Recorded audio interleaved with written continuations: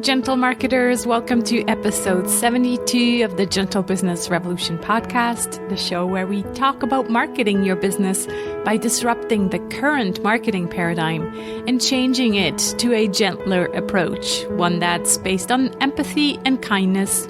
As always, I'm Sarah Croce. I'm the host on this show, and you know that you're in the right place if you are a heart-centered entrepreneur or change maker who is looking for a better way to market your business that is aligned with your values.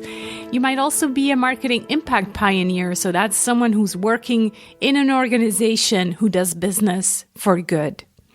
Today's episode falls under the P of promotion.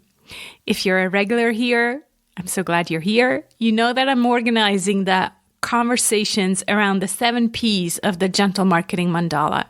And if you're new here and don't know what I'm talking about, you can download your one-page marketing plan with the gentle marketing version of the 7 Ps of marketing at sarahsandcroce.com/one page. That's the number 1 and then the word page. It comes with 7 email prompts to really help you reflect on these different Ps. So today, promotion. You know, now that I think about it, I don't really like the word promotion. It reminds me of another word that is publicity. It's another P word. But that's not really what we're focusing on under this P. What really falls under the P of promotion is finding a way and a platform to let others engage with you. And also let them know about you, who you are, what you stand for, and of course, what you're good at and what you offer. That to me is promotion. So on one hand, it is, yes, about promoting something, your services or your products, but it's much more than that. It's really an engagement with your people. And it's also, to me, about picking the platform or the way, like it's either a platform or kind of a vehicle of promoting. Like, for example, a podcast is a vehicle. So one of these other ways and platforms is email marketing. And myself, I've been writing a weekly newsletter since 2008. In case you'd like to receive mail from me on Saturdays, you can head on over to sarahsandcroce.com/newsletter. I'm always including some inspiration, reflection, and 1 or 2 suggestions regarding marketing, either my own or someone else's. And that's why I called it Sarah Suggests Saturdays. It's still one of the ways that I like to build relationships with my people. And the other way is, like I said, this podcast. It's my favorite way. And then also soon my book. That's also kind of a platform or a way to, engage with a new audience. So there's very different ways and many ways to promote your business and your services and who you are. But today I want to focus on email marketing.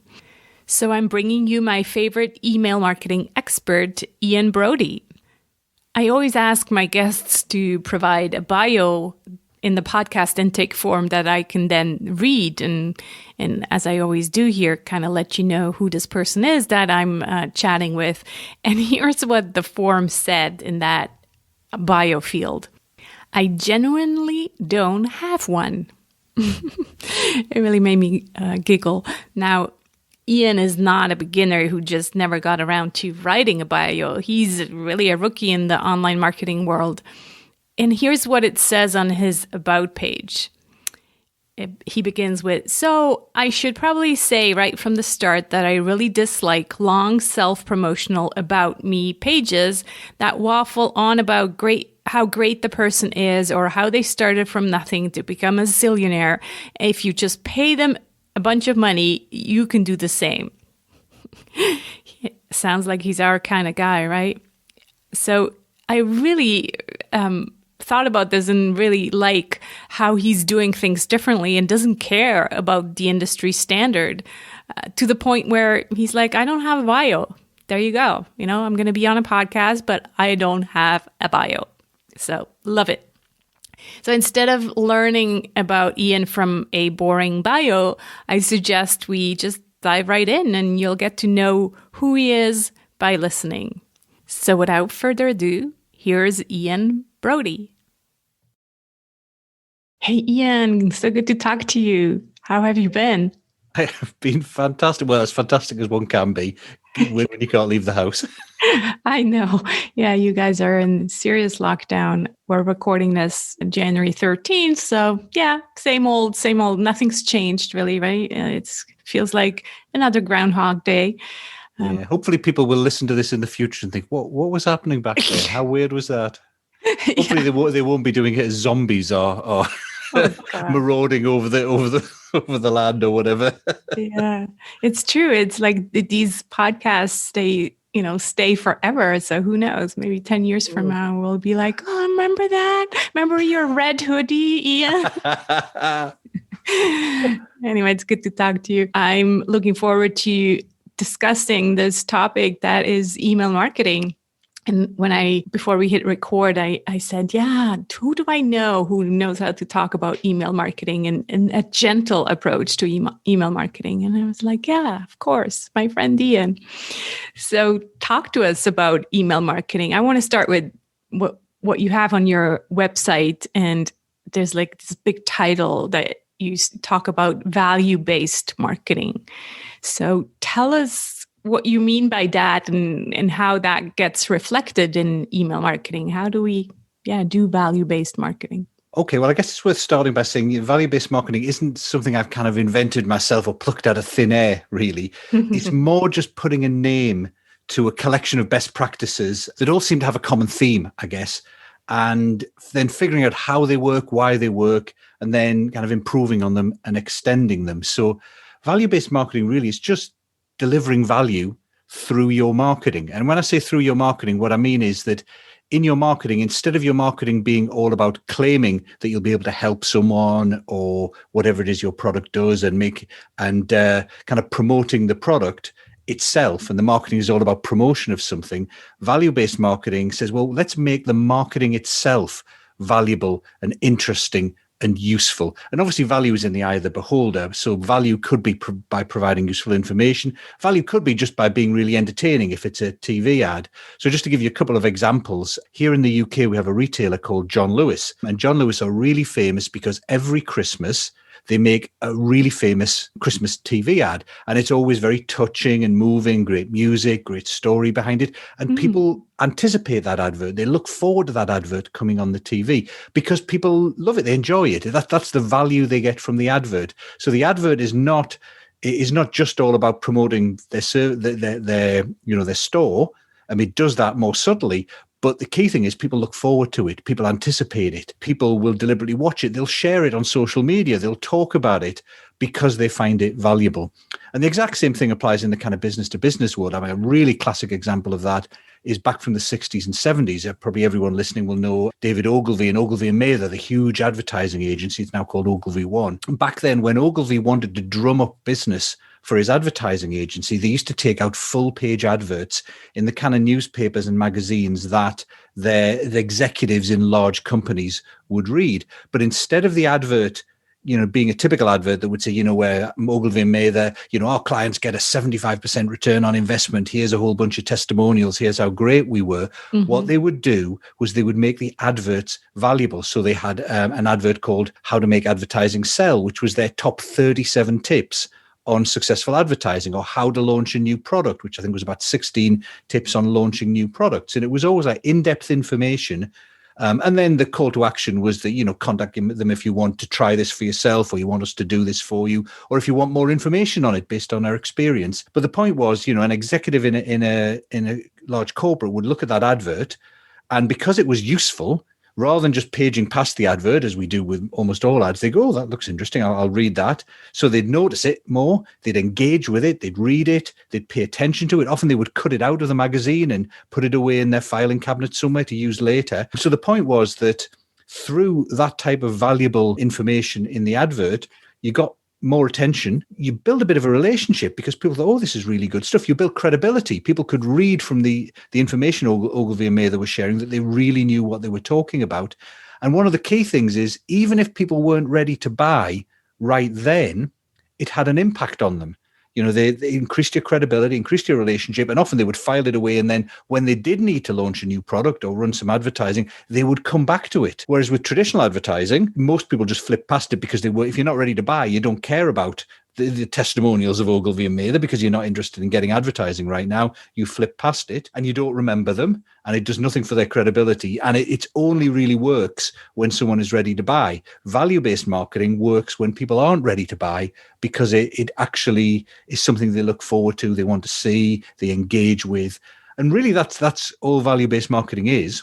It sounds like there is educational content, inspirational content. What else? Entertaining content. Content. Yeah. And I think that's the thing is often people will talk about content marketing, but there's more ways of giving value than just through information.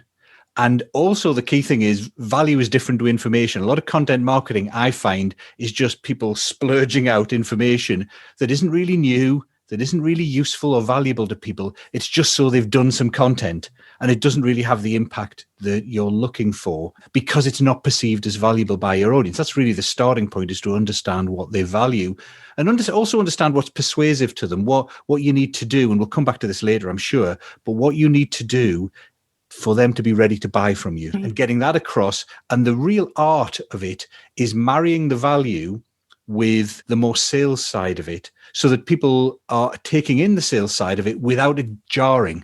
So people will read the Ogilvy and Mather advert, and because of that, it builds their credibility, it builds trust, it builds a relationship, because they see that you can really have a massive impact on the successful launch of a product. It builds desire for doing that, but it does it without it being kind of in your face and pushy. It does it by being helpful. But it could also be, as we saw with John Lewis, be entertaining as well. I think it was an advertising guy who was kind of a contemporary of Ogilvy, Bill Bernbach, who's famous for, I think you've seen I'm sure everyone will have heard of the Avis advert, we're not number one, we're number two, so we try harder, and that kind of thing. And he did all the classic Volkswagen adverts, kind of almost made fun of a Volkswagen. And Bernbach's philosophy, he was much more entertainment-based, was that, and he came about in an era where people were trying to use subliminal advertising and stuff like that. He said, look, this is all nonsense. People are intelligent. Give your audience credit for intelligence. And I'm paraphrasing him here. Give your audience credit for intelligence. They'll see through tricks to try and manipulate them. But if you just do something they enjoy and find useful and interesting and fun, then they'll lend you their ears enough for you to get your message across. And that's kind of what we're doing here. We're making something valuable, and in return, people are giving us their attention, which allows us to get our message across that we want them to get. So you're marrying the two together. It's not just sales message that's too in your face and people ignore. And it's not just useful information with no sales side to it. It's value and it's marketing put together. It's both and, yeah. It reminds me of some websites where, they invite you to sign up for their newsletter, but that's the exact wording they use. They only tell you to sign up for their newsletter, but that's not really, making me understand what the value behind this newsletter is. Absolutely. That's one of that's a real pitfall. And it's a problem of, I'm sure there's a scientific term for it, I forget, but as the kind of the producer of the newsletter, just how valuable that newsletter is. Yeah. Your potential readers don't know. No. So that's one of the reasons why we use value-based marketing. We don't say, sign up for my newsletter and it'll be fantastic. we put good content on the website that proves that the newsletter is going to be fantastic. Or, of course, we give them something immediately valuable for free that they get instant value from, rather than just claiming value in the future. And that then gets them signed up for the newsletter or makes them want to sign up for the newsletter. Yeah, so let's talk about this newsletter, or just in general, what we the term that we also use is the list, right? It's like the money is in the list, and how do we grow that? It's all about the list all the time. So let's unpack that a little bit and maybe talk about, I think it's always good to start with the why. So why should we grow our list?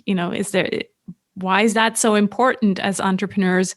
And then maybe also I want to poke a little bit and say, well, is there a good reason not to? Like, could you go into that a little bit? Yeah, I mean, I think it's one of those cases where all other things being equal, then of course a bigger list is always more valuable. But the thing is, things aren't always equal. So with an email list, what you're looking to have on that email list is people who are good potential clients. They might want to buy what it is you're offering, and you want to build credibility with those people so they think you know what you're talking about and you're the right person to help them out. Talking in a kind of services sense here, because that's what I do. And you build some kind of relationship with them where they trust you. They think you would be a good person to work with. So if let's say you had 1,000 people on your email list, and the average relationship score of, or goodness score of how much people really need your services, how credible you are with them, and, strength of your relationship, let's say that was 7 and you had 1,000 people on the list. If you doubled that to 2,000 people on the list and it was still 7, that's obviously good. You've just got more people on there that still are the right kind of people. On the other hand, if you're adding people to the list who aren't actually potential clients for you, who aren't a good fit, that's not going to help.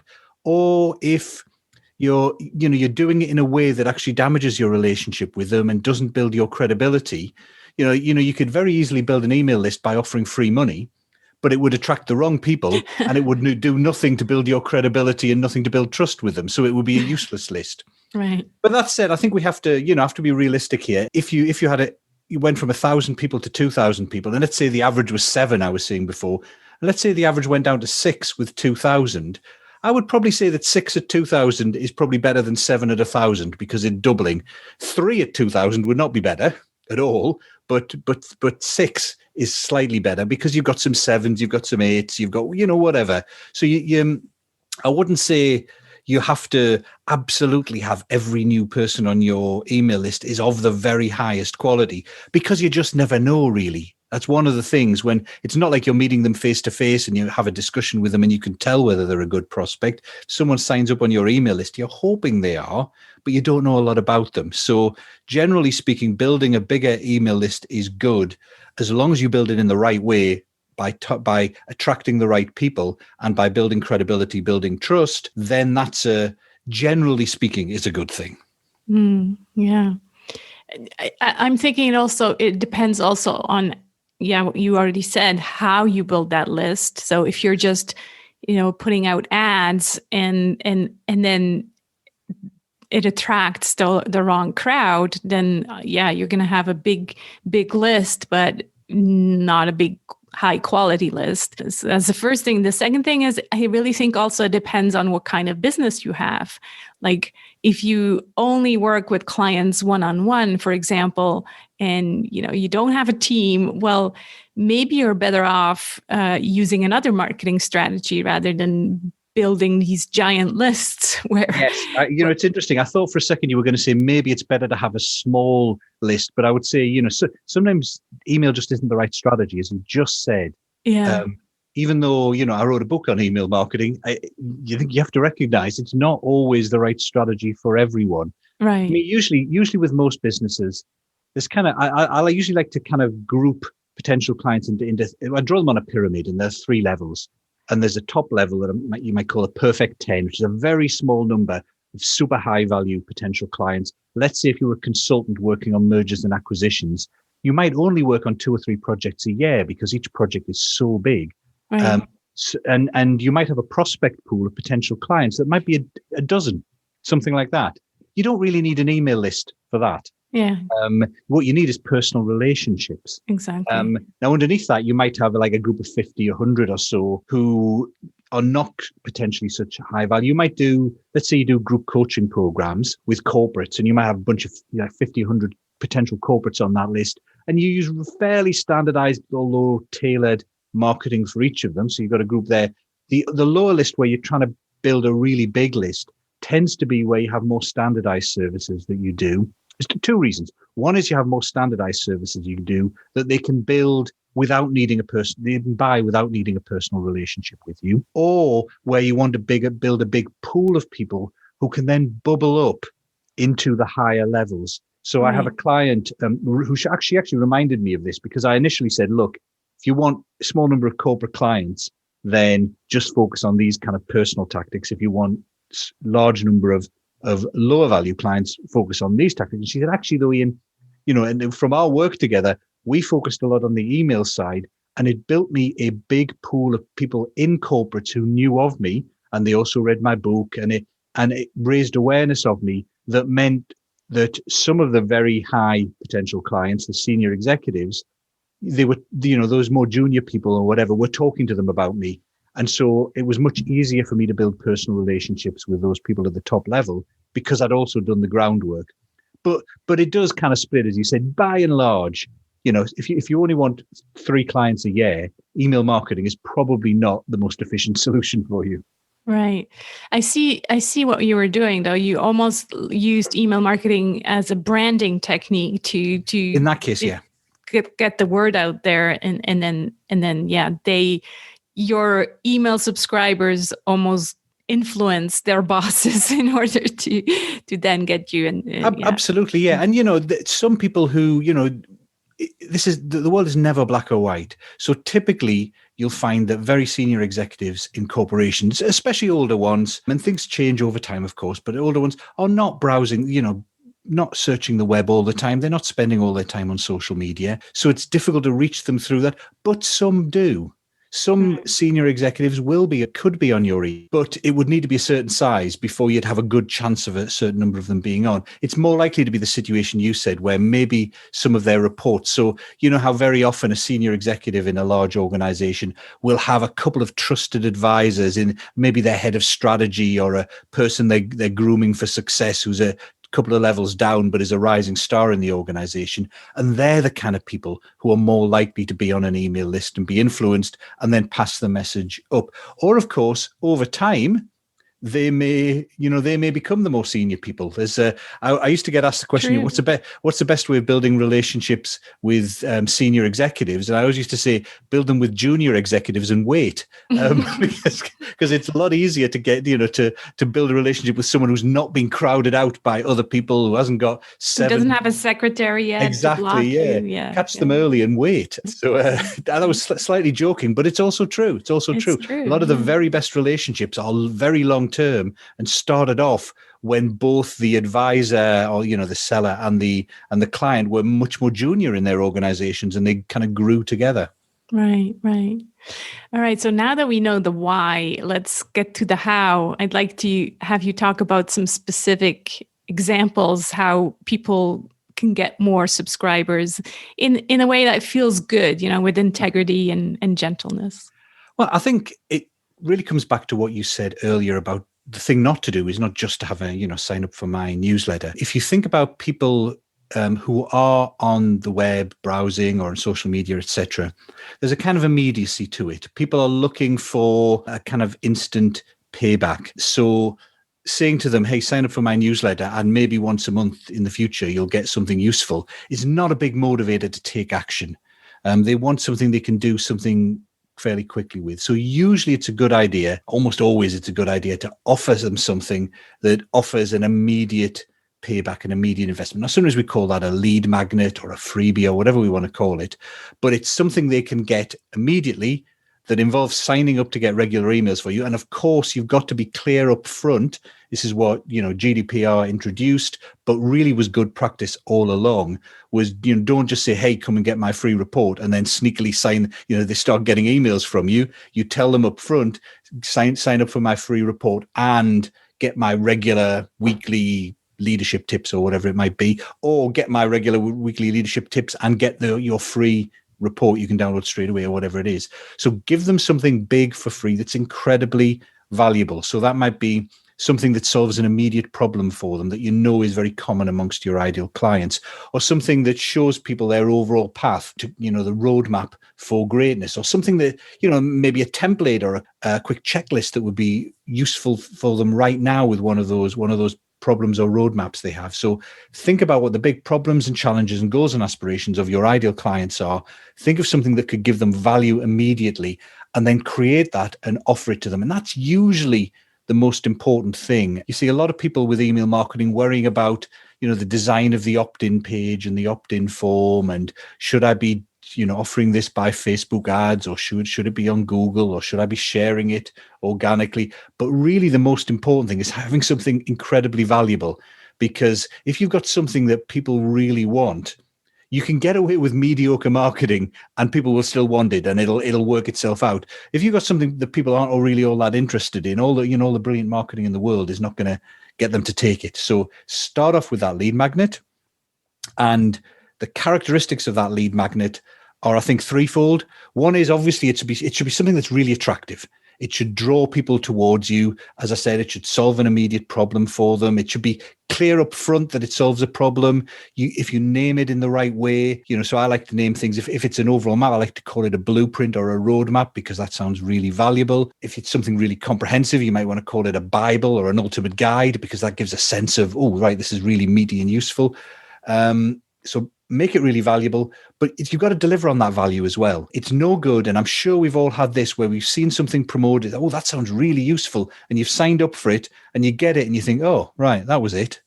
It's no different to something you've already got, and you think, oh, right. And that's almost worse than not getting people to sign up for your list at all, because you've actually damaged your relationship with them. You've started off with them thinking, oh, this person has nothing new or useful to say, and you're probably going to lose them fairly quickly unless you can recover the situation. So make sure your lead magnet really does deliver on the promise. So there's a great promise there of something valuable, and it does deliver on that thing that's valuable. And then, as we hinted at earlier, it's got to attract the right sort of people. It's got to attract the kind of people who you are looking to work with.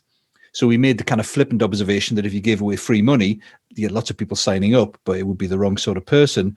But for example, if in your consulting or coaching or whatever work you do, you tend to work with people on big long-term projects, then maybe you want to think about your lead magnet showing them the roadmap for that big long-term transformation, because you want to attract people interested in transformation.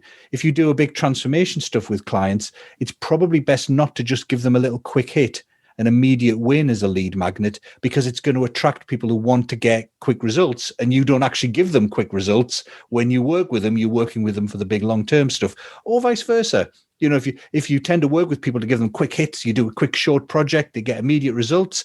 Don't do a lead magnet that attracts people who are looking for a long-term thing. Right. It has to be coherent with what you're actually wanting to sell. Absolutely. Yeah, absolutely. Yeah. And so what you're saying is it doesn't really matter so much how you are going to share it and promote it. What matters is that once people land on your website, they actually want that thing that you want to give away. Right? Yes. And if you have something really valuable like that, it does some amazing things. So firstly, it means that people will naturally share it. Right. So, you'll get some traction that way. It also means you will feel better about sharing it. So one of the things, I am not, and I'm sure most of the people listening are not the sort of people who feel comfortable, knocking on doors, phoning up people and trying and tell them how great they are. It's just, It's not in our nature. But I am reasonably happy if I've got a really valuable report that I think people would benefit from. I am reasonably happy saying to someone, let's say I met them face to face and they talked about a problem they had, and I had a really useful report. I feel much better saying, you know what, I've actually written a short report about that. I think you might find helpful. Do you want me to send you a copy? I'd feel great about that. I would feel a bit uncomfortable saying, you know what, I'm really great. I can help you solve that problem. That would feel very salesy to me. And maybe I'm being foolish and I should say that, but it feels uncomfortable. But I don't feel uncomfortable about offering them something. Or if I've written a book, hey, I've written a book on that. Would you like a copy, etc.? And I can harness that through referrals. If I've written, created, it doesn't have to be a report. It can be a video. It could be a webinar, whatever it might be. If I've got something great and valuable, I don't mind going out to people and saying, hey, I noticed on LinkedIn you're connected to Fred Smith of Big Corp. I think Fred might find this report I've written really useful. How do you recommend I get it to him? So that all those kind of informal in-person ways work, and you're much more able to do it if you're proud of what you've created. Then when it comes to those other strategies, should I run adverts, etc., it really is dependent on where your audience is and also your preferences. Personally, I like writing and creating new stuff So what works for me mainly is creating content on my website that I think is really valuable, is very comprehensive. So I have some of the biggest articles on any given topic in the fields of consulting and coaching, because that's what I like creating. And because I create it like that, people are very willing to share them, and they do pretty well in Google. So if you search for the word corporate clients, for example, I'll usually be on first page, often number one in Google, because I've written a really big in-depth article about how to win corporate clients. So that kind of approach works for me. For other people, it might be Facebook ads if their clients are on Facebook. It might be sharing content or doing video on LinkedIn, and then the occasional link back to your website for the sign up for them to get more from that. Really depends on your audience. And it changes over time as well. I mean, and 10 years ago, I used to use Facebook advertising a lot because it was really cheap and it was fairly easy to figure out. Nowadays, it's much more expensive and much more complex. Not the sort of thing I would advise someone who, hasn't got any experience in it to jump into, because you can spend a ton of money and get no results.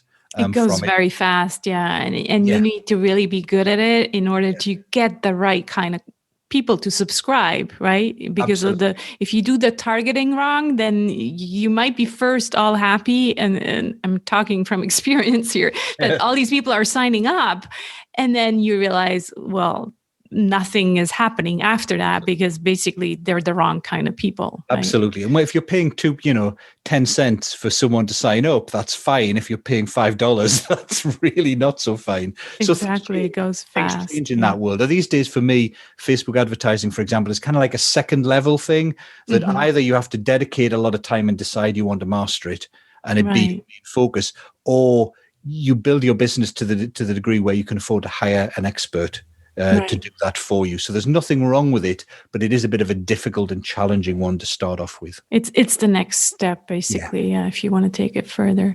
Talking about next steps, that once you have the person on your list, you give them, the free report or whatever you want to give away for free. But usually what then follows is the funnel. There's that word that I'm not a big fan of. I actually invite my gentle marketers to think of it more as a path. So we don't want to, get our people to follow through this funnel that kind of feels like they don't have a choice. So I look at it more as a path. And how do you think about what comes after the sign up, and what are kind of the best practices that you are sharing with your clients? Well, I think there's a kind of a simple version and a more advanced version. Simple version is not that simple, but it's not as advanced as the advanced version. So I'll start off with the simple version. And the simple version is really, firstly, just to recognize that for most of us, the vast majority of the people who sign up will not be ready to buy from you straight away. Right. You've got to go on a journey with you. And that journey will involve a variety of steps, and where you're building credibility, you're building trust, and they're building desire to buy whatever it is you have that solves a problem for them or helps them achieve a goal. So recognize that right away they are not in a position where they are ready to buy. So the first thing I would do is just say to people, write down what is it going to take for them to be ready to buy. For your typical ideal client, just get down a piece of paper and say what needs to be in place. And I'm thinking here in terms of beliefs and attitudes and knowledge of that person. What do they need to believe to be ready to buy? So there's there are a lot of common factors in there. So obviously, before someone's going to buy something of any significance, they're usually going to have to believe they've got a big problem that needs solving and it's fairly urgent. That will be one belief. They probably have to believe that you have a great solution for this and it really works. If they've got any experience, they've probably tried to solve this before. If you're a leadership coach, for example, it's very unlikely that your potential clients have never had any kind of leadership training or coaching before. Undoubtedly they have. And if they need to buy more, it's probably because the previous stuff didn't work. So they probably have to believe that your stuff is different to what they've tried before and therefore might work for them. If they're going to work with you in a service business, they probably have to believe they would enjoy working with you. You'd be a good person to work with, that kind of thing. So if you write down those kind of beliefs, with your email marketing, your follow-up, it's your job to instill those beliefs in them over time. However, you can't just do it by stating them.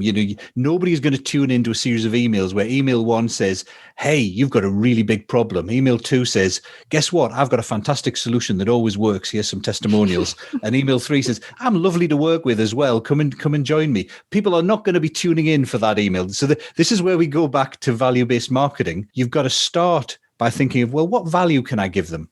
So I want to try and make every email valuable to them. So I'm going to put aside all those beliefs I need to establish for a moment and just say, what would be valuable to this potential client I have? And usually value means, information and advice, anything useful to them that helps them solve a problem or achieve a big goal. So first think through, what are the big goals and problems and challenges, aspirations of my ideal clients? And then think through, well, what can I send them that will be useful and valuable for them that helps them with those? And that once you've got that and you can kind of write those down and maybe sequence them in order to group them together into similar things, etc., that kind of gives you a sequence of value-based emails. But then you tie the two together.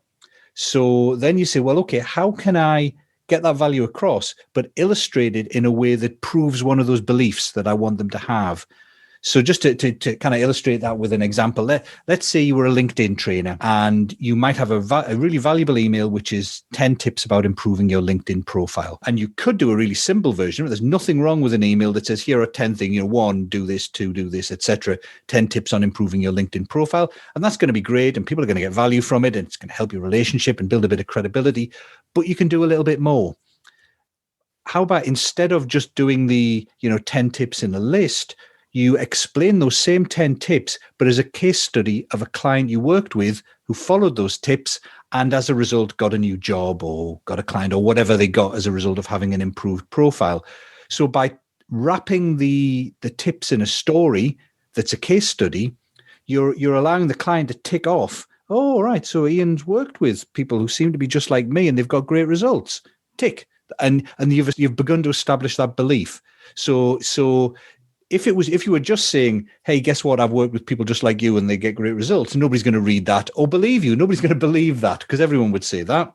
But if you use that as a story or an example, a case study to illustrate a valuable information you're giving them, then two things happen. One is the value means they're interested in it. They appreciate the email you've sent. And secondly, the information about you being great to work with, you having success with clients, kind of gets in under the radar. You're not ramming it down people's faces. It's a bit like a magician.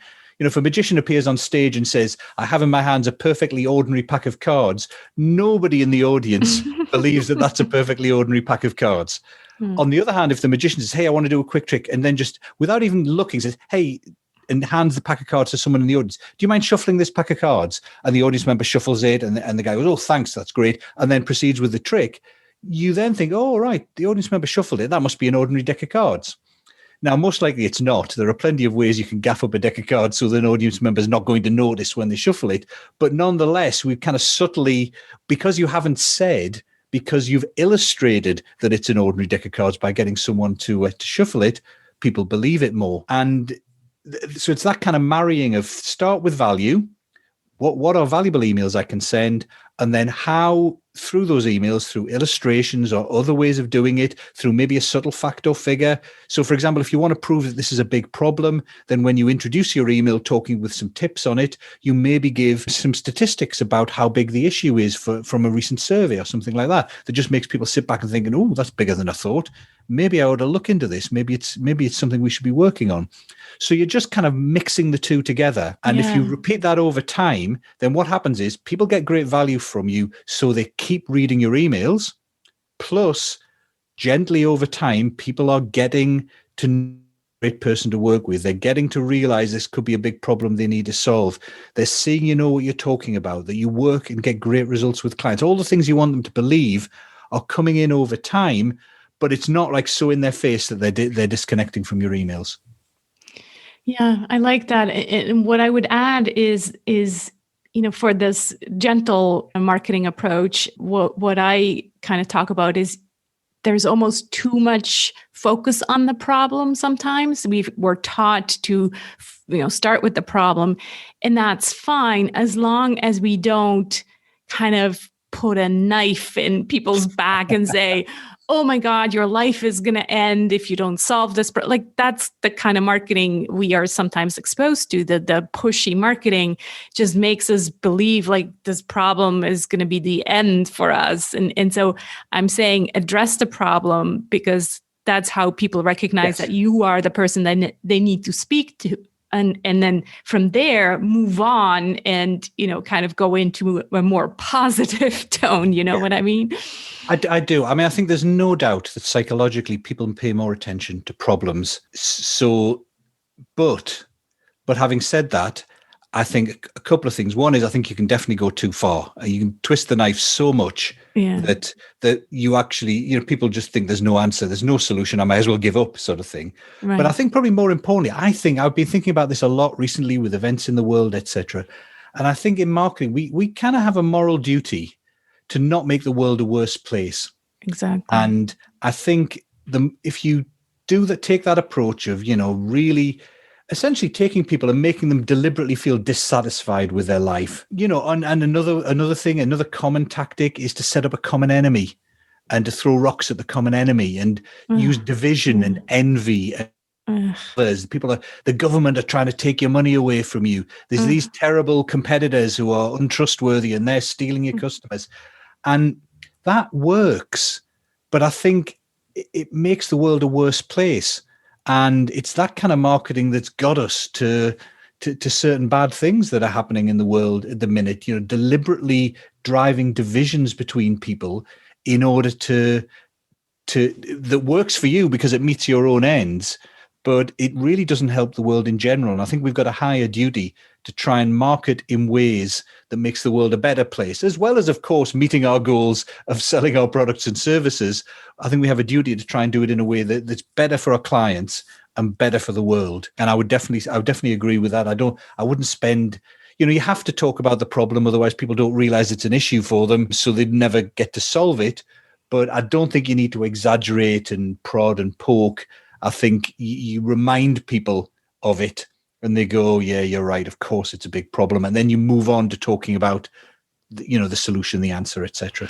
Yeah, I'm thinking of this great quote that slips my mind right now, but I'll put it in the show notes. It basically goes along the lines of marketers of the 20th centuries should be considered as healers. So us as marketers, we should be considered healers. And that's, kind of what you said. We have this role to play, and the role is not to just sell more at the expense of whatever suffering there is, but we can, it's a both and situation again. It's like, yes, we can, sell, but not in a way that makes the world a worse place. And I think and you know what? One of the advantages I think we have is most of us, I'm sure, listening to this, will work in smaller businesses.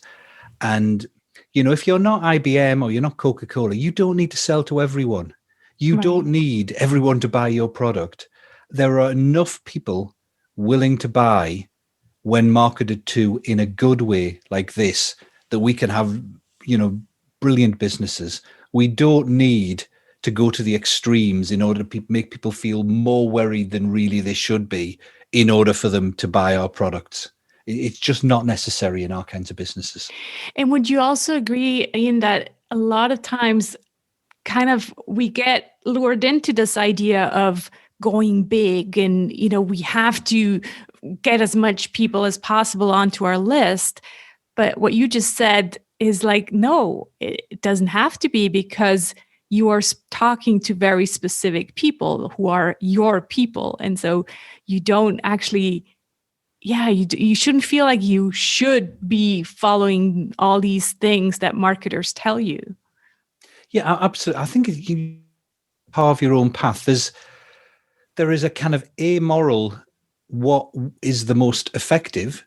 And you can look at that and then think, is that something I want to do myself? Yeah. And if you don't feel good about it, you don't have to do it. You can still succeed with other methods. You don't have to use the most efficient method or the most effective method of doing everything. And as I think we're alluding to, sometimes that what looks like the most effective method that other people are using doesn't work for you anyway. And particularly, again, if you're talking about the difference between high value clients and smaller number and, larger number of lower value clients, not there's anything wrong with those, but different industries as well. I wrote an article ages ago. I think it was something along the lines of you get the clients you deserve. No, you get the clients your marketing deserves. And it is tempting to look at the way other people are marketing and to assume they're being successful, and to think, well, if I want to succeed, especially if you're not doing so well at the time, to assume that because you think they're successful, you don't know that they are really, but you think they're successful, and you're using marketing that makes you feel a bit icky, to assume that you have to do that too in order to be successful. And it's not true. And in particular, in this thing about getting the clients your marketing deserves, one example would be really outlandish claims. You can quadruple your business in 6 weeks with no work whatsoever. And you look at that and you think, no wonder they're getting clients and I'm not, because they're kind of lying and saying such a bold claim. But who is that going to attract? Realistically, there are only two sorts of people who are going to look at someone saying quadruple your business in 6 weeks with no work and say, yes, I'll buy that.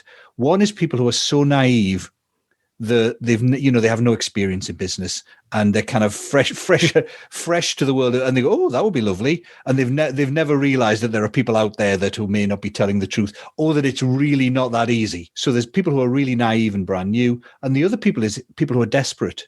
If you are really desperate and you have no other choice, and let's say you have to, your house is being taken away from you next week, you need to kind of go to the casino and spin the wheel, even though it makes no sense and it's not rational. It's your only chance, is a huge win. So if you say to them, you know what, I can increase your business by 50% in 6 months, working steadily at that might not be enough for them. So they're forced to go down even though they know this is a ridiculous claim and there's a 99% chance it won't work, they're so desperate they go down it. But those are not the clients we want. Most of us do not want to work with the naive and the fresh and the desperate. Most of us want to work with normal people, good people. And so I think if you're marketing, if you see marketing that is extreme and you're thinking, well, it seems to be working for them, well, A, it might not be working, but B, it might be working, but attracting awful people to work with. Yeah. So the moral of the story is really look at the best practices, listen to, what we shared here, what you shared here, Ian, and then see what works for you. And maybe that means, some of the best practices work for you, but maybe you tweak them a little bit. I always tell gentle marketers, dare to be different, and I like, I'm very pragmatic as well. So there's certain things that we just know they work. So we know that, the lead magnet needs to contain a lot of value. So that, I think, like common sense. But then how you're going to do the follow-up and everything else. Yeah, use your creativity as well. And you can add things to make it feel good for you. I mean, I think a simple example would be one thing that vaguely annoys me. I shouldn't, but it does, is people share things on social media like LinkedIn or Facebook, and then they say something like, comment yes, and I'll send you a copy. Yeah. And you and I know that the purpose of that is they want, if people comment yes, it increases the visibility and the engagement on the post, so Facebook shares it more. Right. And the people who are using that technique are kind of pretending, comment yes, so I know that you're interested or whatever. But really, they just want engagement on the post to make it go more widely. So you can look at that and say, well, that technique is effective, but how can I make it feel better for me? How about if I'm just honest?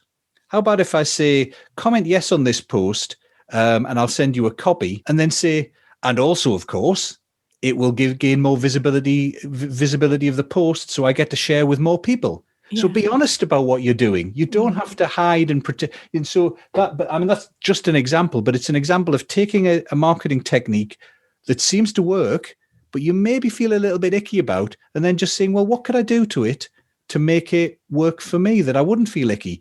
And very often, with some of these things, it's about being honest.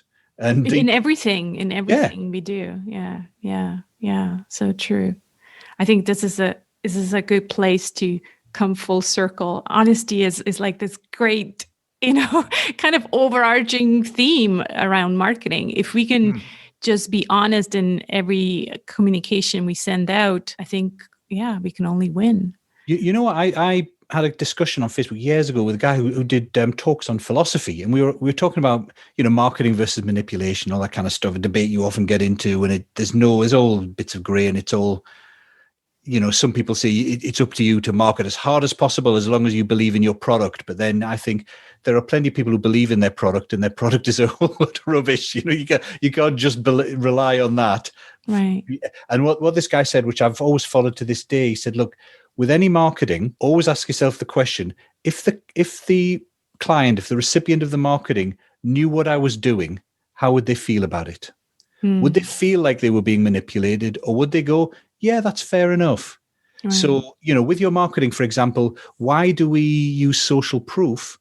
We use social proof because we know that, if people see that other people are using a product, that you feel it must be safer, it must be good because other people are using it.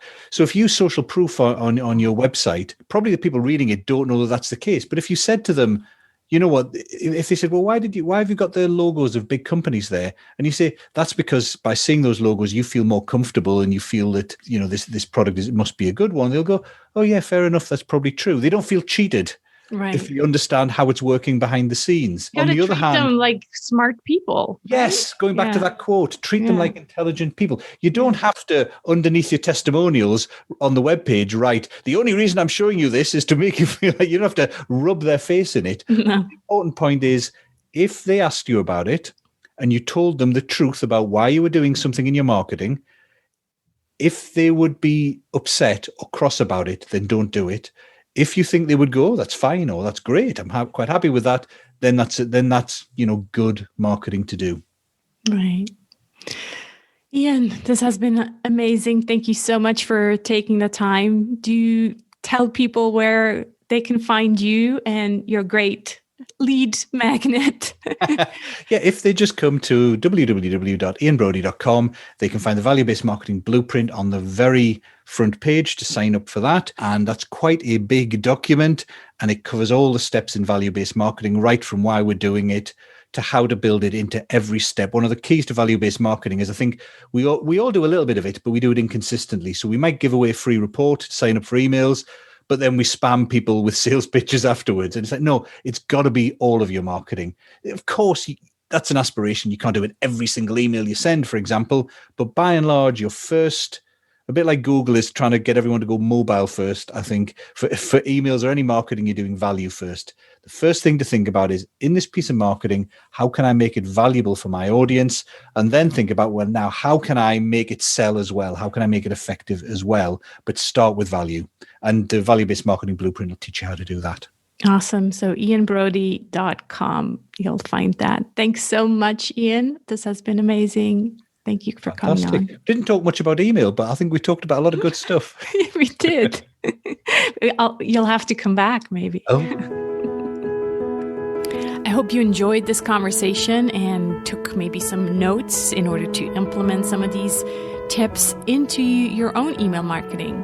To find out more about Ian, go check out his website at ianbrodie.com. That's ianbrodie.com.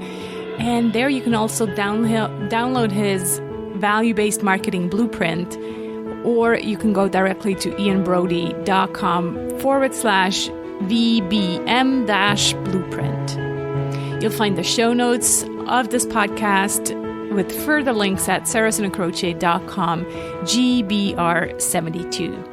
Also, our next Gentle Business Circle is coming up, yay, on February 10th. And if your intuition tells you that now, in 2021, is the time to join our monthly explorations of gentle marketing, we'd love to have you. We are now a little group of over 20 people, all gentle marketers. And besides the main group, we also get to share and hear each other's perspective in the smaller breakout rooms. You can find out more and sign up at saracensandcroce.com/circle and choose the monthly price that feels good to you and suits your current budget. Next Friday, I have a beautiful conversation lined up about partnering with the world with Jane Werlow. And then the following week is a very special week here on the Gentle Business Revolution podcast. We're celebrating the International Random Acts of Kindness Week and my official book launch with a daily episode around the topic of kindness in business.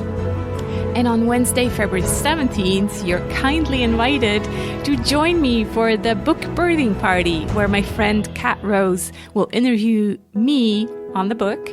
And you also get to ask questions. So this is like an open Zoom call, and whoever joins me, we hang out. So I would absolutely love to see you. You can sign up at sarahsonacroce.com/party. And in the meantime, let's be the change we want to see in the world. Speak soon.